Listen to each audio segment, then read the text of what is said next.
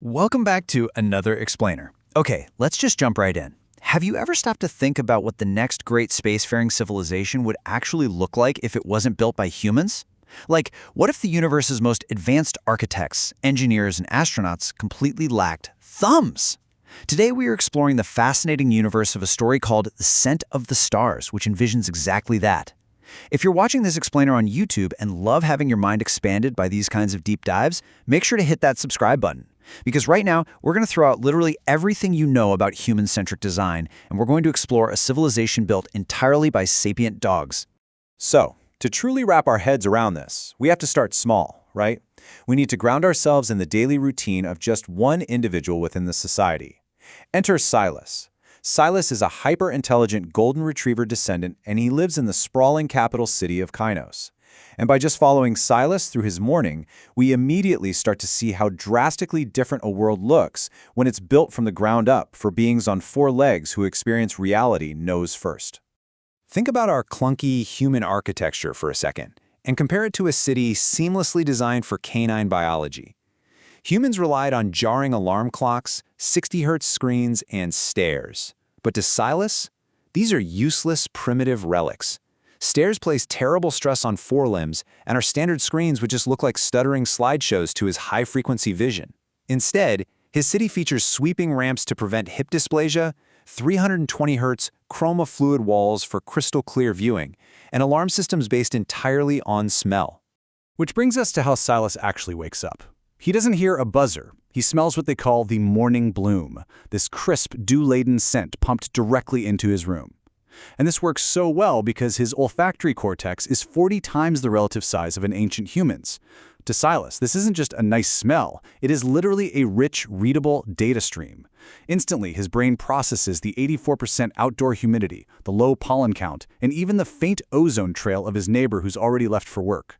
This canine-centric design extends into literally every daily interaction. But you might be wondering, a society without hands still needs to build and type and tinker, right? So how do they do it? Well, look at Silas getting ready for work. He simply steps chest first into a lightweight, biomimetic chitin exoskeleton. And get this, just the ambient heat of his fur causes shape memory alloys to automatically contract and buckle the harness around him. From there, he's instantly connected via neural mapping to what they call amps, bypassing the need for primate hands altogether. So instead of twisting doorknobs or typing on keyboards, canines use these ampies, appendage mimic pods. They're basically fluidic tentacles controlled by really subtle shifts in their shoulder muscles. And for extreme precision, they use a muzzle-mounted stylus. This is a pneumatic tip that can manipulate objects with a microscopic precision of up to 10 micrometers, and it's guided entirely by the dense tactile nerves in their whiskers. It is such an elegant bioorganic leap past our clunky mechanical age. And an absolutely crucial point here is that their entire world operates on frequencies completely imperceptible to you and me. While human hearing taps out at around 20,000 Hz, Silas hears up to 45,000 Hz. So when he rides the city's pneumatic transit pods, there's no steering wheel. The pods are guided by this fast acoustic location network, and Silas can literally hear the magnetic levitation rails. He translates the ultrasonic pitch into a precise mental map of their speed and acceleration. Okay, so their perception of data is equally mind-blowing. Silas works as an olfactory archivist at the Sensory Institute. And to him, our way of writing, putting flat two-dimensional letters on a page, is just laughably primitive. I mean, think about it. Stripping a rose of its scent, just to write the word rose, deletes 99% of its reality. Instead, Silas uses the Osmonet. This is a global chemical computational network where history is recorded in high-resolution olfactory matrices. He literally breathes in the exact physiological state, the anxiety, the wonder of historical figures. The tech making this possible is essentially miniaturized gas chromatography mass spectrometry. When a dog explores an area, their collar samples the air and breaks those compounds down into digital data packets. Later on, Silas wears an odor synthesizer visor, which receives this wireless transmission and perfectly recreates the chemical profile, down to the parts per billion, right inside his nose. He isn't just reading history, he is physically experiencing it. But Silas's normal archiving routine gets totally derailed. He gets an ultrasonic call from Dr. Maya, the director of the Deep Space Exploration Division, and she needs him immediately. Their deep sky array just captured a really strange stalling chemical signature venting from the ice fissures of Europa, one of Jupiter's moons, and they need his world-class nose to figure out exactly what it means. Now, this fundamental biological difference completely flips how our two species look at the stars. Canines don't use giant optical photographs. To them, light is just a limited, easily distorted medium. Canine astronomy relies entirely on cosmic spectroscopy.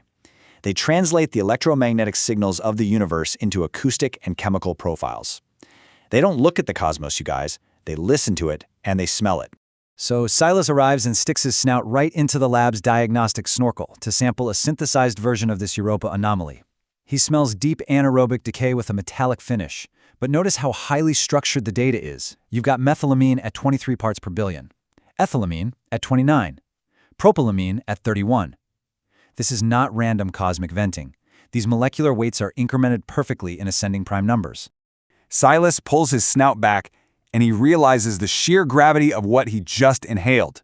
He tells Dr. Maya, someone is venting these chemicals into the ocean of Europa. It is an interstellar beacon. A truly advanced civilization wouldn't bother with easily blocked radio waves or optical symbols.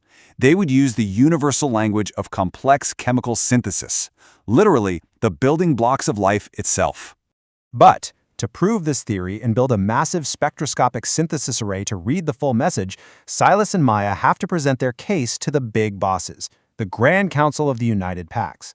They head to the subterranean dome grown from living willow wood, where the elder dogs recline on grass embankments. And initially, the council is super skeptical. Redirecting their entire asteroid mining fleet to orbit Jupiter is a massive economic cost. Why halt expansion for a mere cent in the dark? Well, Maya drops an absolute bombshell on the council. She doesn't show them a chart. She releases a second scent into the room. It's the genetic signature of the ancient synthetic retrovirus that originally gave dogs their high intelligence, an event they refer to as the Great Awakening. As it turns out, the Europa signal and the Earth retrovirus share a highly specific, mirror-symmetric molecular folding. It is a completely non-natural structural motif. It's a perfect match. Talk about profoundly shifting the narrative stakes of their entire existence. Silas explains the gravity of this, stating, "They left a message in our own blood, waiting for us to develop the nose to find it." The intelligence of dogs wasn't some random mutation. It definitely wasn't a crude human experiment. It was an evolutionary catalyst deliberately seeded by an alien intelligence from the stars. Upon smelling this undeniable truth, the council's tails begin to thump in unison. The project is officially approved. To actually answer this call, though, requires an incredible feat of bioengineering. Remember, canines don't use vacuum-sealed spacesuits because that would completely cut off their sensory input. Instead, they use telepresence synaptic biodrones. Think of them as genetically grown, cold-tolerant organic space whales. They are sent all the way to Jupiter, and Maya controls them directly from Earth through a deeply immersive neural link. And Maya's experience through this neural link is just staggering. She doesn't feel like she's sitting in some cold metal control room. Her motor cortex maps perfectly to the drone. She literally feels the solar wind brushing against the drone's skin as a gentle electric warmth. And she perceives the immense electromagnetic frequencies of Jupiter not as boring data on a screen, but as a colossal, roaring waterfall right in her ears. Back on Earth, Silas is waiting in the archive. In orbit around Jupiter, thousands of bioconstructors spin a 500-kilometer carbon nanotube web, catching the Europa plumes and funneling them into the drone. The real-time data is beamed back and fed directly into Silas's visor. Instantly, he is mentally transported to a world of crystalline ice and violet skies. And then, a chemical resonance vibrates through his body, translating perfectly into a profound greeting. Welcome, children of the Earth.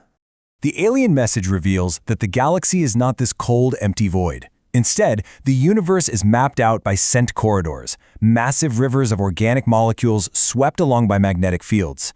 Silas learns of the iron weavers, who live on neutron stars and communicate through isotopic iron. He learns of whispering groves, these ancient plant consciousnesses communicating via light-year-long clouds of terpencenes. It is a vibrant, fragrant web of intelligent life that human eyes were completely, blissfully blind to. Understanding the sheer magnitude of this discovery, Silas takes a moment to preserve history. Using his muzzle stylus, he synthesizes a brand new scent for the archive. He blends the warm earth of their home city, the morning dew, the ozone of the space drones, and that sweet resonance of the alien beacon. He bottles it up and labels it the first contact. It is the exact preserved physiological and emotional moment the dogs of Earth finally found their galactic pack.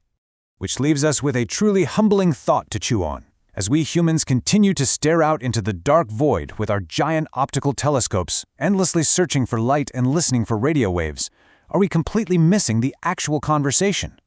If the universe really speaks in a complex chemical symphony, what else have we been too blind and too human to notice right in front of our noses? Please like and subscribe.